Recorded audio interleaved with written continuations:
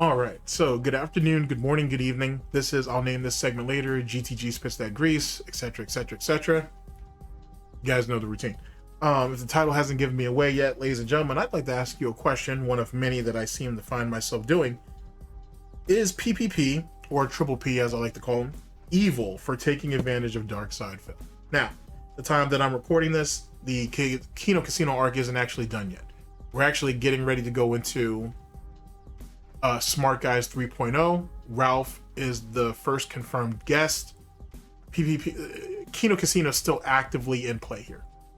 So my question to you is, given everything we've seen so far, and like I said, the arc isn't over yet. So it was Kino Casino evil and whatnot. That'll be towards the end of this arc. But for now, I just want to focus on PPP in particular. Is PPP evil for taking advantage of Darksydephil? Do you feel like PPP, or Triple P, as I like to call him, took advantage of Darksydephil? Do you feel like a lot of the negative traits that DSP has can be contributed directly to PPP, or is it something that it always was going to be anyway? It's something that always was.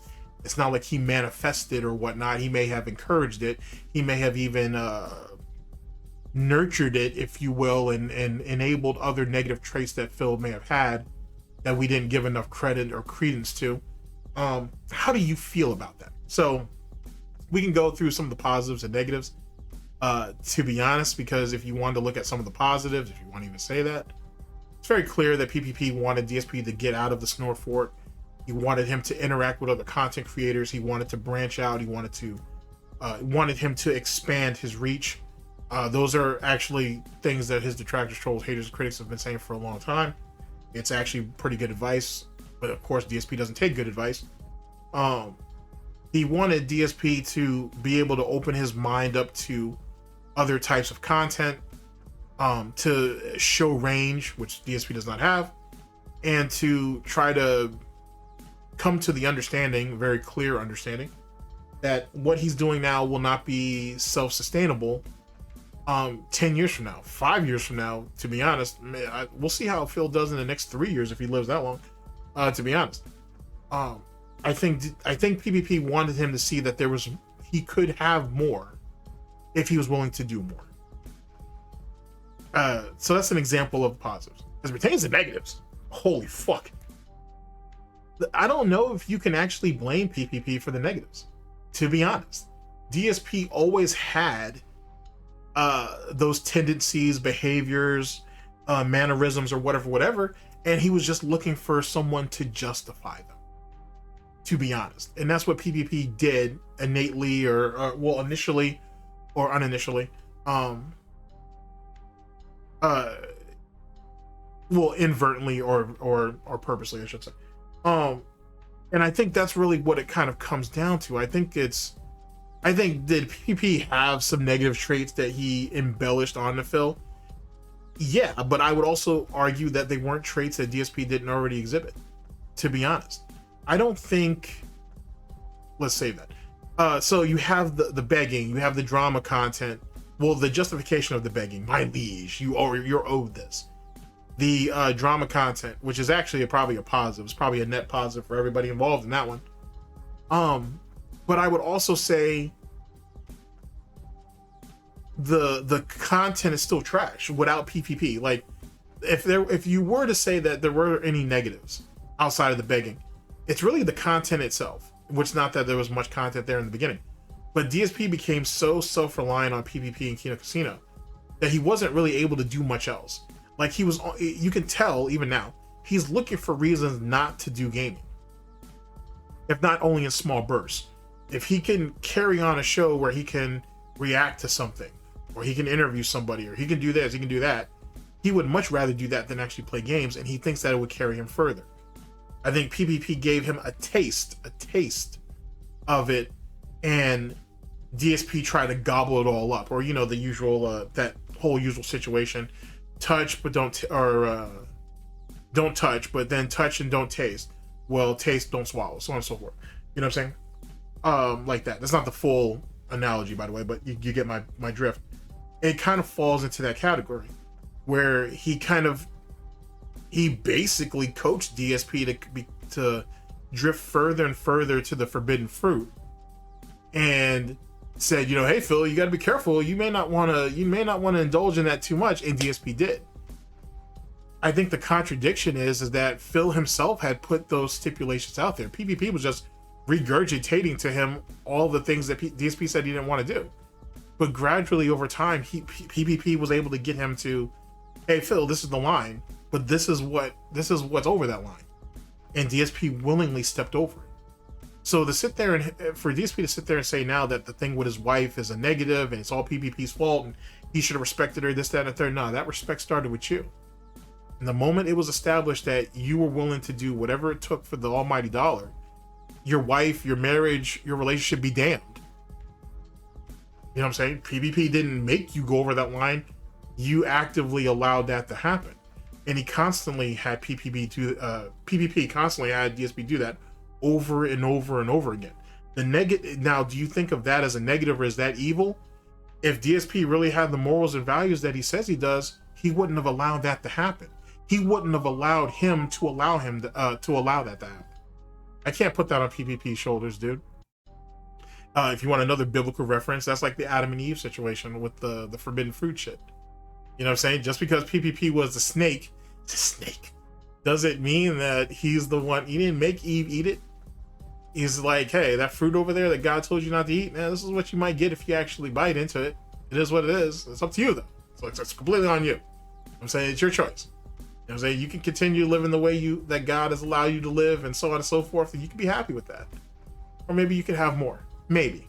It's up to you, though. It's all on you. That's what PPP kind of represents in a biblical sense as it pertains to DSP. All of these different things were lined up that DSP said he wouldn't do, he wouldn't cross. And whether PPP seduced him or if DSP did it to try to appease PPP, he did it. Who do you really blame for that? You know what I mean? Like when you really start digging in deep. So the way and then if you look at it, really just emboldened, truth be told, it just emboldened a bunch of the negative traits that DSP has. As it pertains to the positive, I think PPP basically showed DSP that, hey, for all the people who don't like you, whatever, there are plenty of people who do. And there are a lot of options and benefits out here if you're willing to put yourself out there to get it. You can gain a lot out of this. You got to be just willing to do it. You got to be willing to go out there and get it. And we'll help you do it. And that in itself could very well be a negative because theoretically, once DSP saw that these guys would work towards his own means or what could be an advantage for them, and he could tag along for the ride and get the benefits, that's what he did. And so almost from Jump Street, if you really think about it, all DSP had to do was open the door. He made Kino Casino as a whole walk him through it, or carried him through it, if you will. It can be considered a negative. You know what I'm saying? The positive is they opened the door and showed him the possibilities, but DSP still made them carry him through it. You know what I'm saying? I wouldn't say that they necessarily helped his confidence, so to speak. They definitely emboldened him. I don't know about confidence so much. The content damn sure didn't get better, to be honest. And when it did, or it became more engaging, DSP wanted to put the kibosh on it because he didn't like the way it made him look. But he didn't have a problem with how Cat was being portrayed until detractors, trolls, haters, and critics really put the boot on his neck about that. But even then, I argued that that's actually not the case at all. Because if you look at the DMs, the leaks, it was really Kat who felt a certain type of way when she heard DSP talk about it the next day. But truth be told, I'm almost thinking that she watched detractor content, and that's when she actually picked up on it after the Steve interview or whatever. And that's what really prompted her. But that's neither here nor there.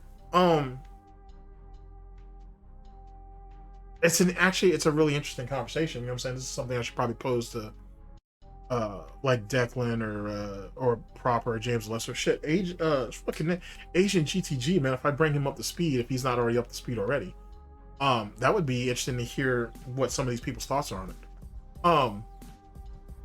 When I say, and also let me be very clear about this.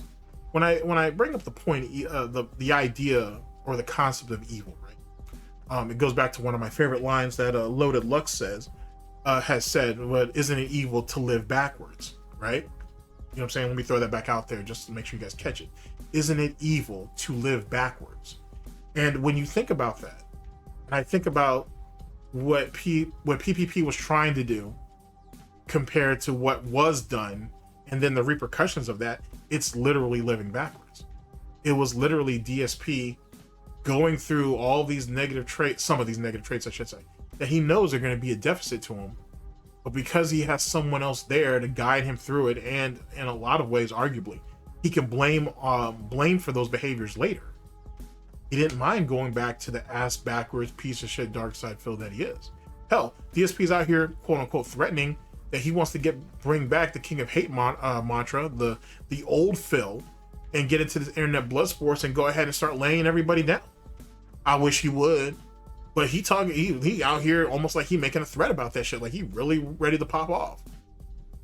It really puts things into perspective of the amount of control and given the situation and the circumstance. Because DSP was in a very desperate spot when Kino Casino showed up. You know what I'm saying? And he may have drawn a little. He drew blood on fucking Rich. Not that that was hard. And he basically ran with it, but he wasn't ever committed like the situation with Rich, because truth be told, Kino Casino did a lot of the heavy lifting. All DSP had to do was show up to the table, and there was already a huge platter there waiting for him. He didn't have to go out and kill for it. He wasn't out there hunting for that shit. He just said enough to draw their interest to bring him in. You know what I'm saying? And they gave him the killing blow before they cooked Rich. That's all it really was. Wasn't anything more than that. That's all that chip really represents. It represents all the hard work that not only Kino Casino, but the rich haters or trolls did years ago. And DSP was able to benefit from it and build off of it, kind of, sort of. When I look at least where we're at in the Kino Casino arc, and only delving into a very small percentage of the DM leaks or DMs, whether DSP really is the snake eater, or that PPP was trying to put him into what is clearly advantageous situations, even compromising situations for the sake of content, I don't know if I can judge that as being evil or not, based off of the fact that DSP still has a choice. You know what I'm saying? He has a choice in all of this. He's not forced to do anything. You know what I'm saying? So the way I look at it is, PPP didn't make him do anything or convince him to do anything that DSP wasn't willing to do already. That's the way I see it. I think as it pertains to the positives, PPP is like, hey, there's money out here. There's money out here in different ways, but you yourself have to change to get that. You know what I'm saying? You have to change. You have to do better. You have to find your passion for this or whatever the fuck, which DSP never had any. That's the reason why it doesn't come through. Whatever it takes, you have to change. If you have to want to do better and be better, you have to do something to obtain what you want. On the other hand, PPP, in a very strategic way, basically proved that DSP is one of the ultimate hypocrites by all these different things DSP didn't want to do, from politics to religion to mainly from politics and his moral values. So religion, I guess, falls in there. Drama content, all these other nonsense that DSP, all these barriers, or walls, if you will, that DSP said that he would never cross. PPP was able to have him do it actually rather easily. Yes, DSP is complicated to work with. It was hard to get DSP to do new things. But as it pertains to DSP's moral ground, he shattered that without a whim. He didn't even look back, to be honest. So yet again, that's just a small example of a much bigger piece that'll come later. But yet again, how do you feel about that? Do you feel like DSP was manipulated? Do you feel like DSP went into it head first? Do you think that PPP, for the sake of content, did have the right idea and did have genuine intent on wanting to see DSP do better? Or do you think that he just master manipulated all of this shit, and it's actually rather diabolical or diabolic? But literally it was mainly diabolical to sit there and take a mentally ill man, a hermit, if you will, and parade him and have him do all this dancing and prancing and all this other weird ass shit just for the sake of content, knowing that that DSP doesn't have a full understanding and or grasp of what he's doing and the repercussions that come from it, if you believe that, of course. I feel like DSP was a knowing collaborator, and it was a means to an end, and his wife is no different. You know what I'm saying? I think the only thing was she sat there and got herself wrapped up in some detractor content. DSP can't explain it away, and that's where we lead to where we're at currently as I'm recording this. But yet again, I mean, you could go about it a bunch of different ways. But then again, DSP don't have no morals. He don't have no values. He doesn't have any scruples. You know what I'm saying? He saw his own mother. You know what I mean? He saw his own mother. So if you feel like PPP may have had a negative influence on him, for the few of you who may actually feel that, you have to think, you can't teach someone to be evil, right? You can't really teach someone to be an asshole. It's something that they have to have in them. You can nurture it. You can certainly embellish upon it. You can do things to bring it out, right? You can encourage it, if you will. But if you have it in you, you have it in you. It's just a matter of whether it's gonna come out or not.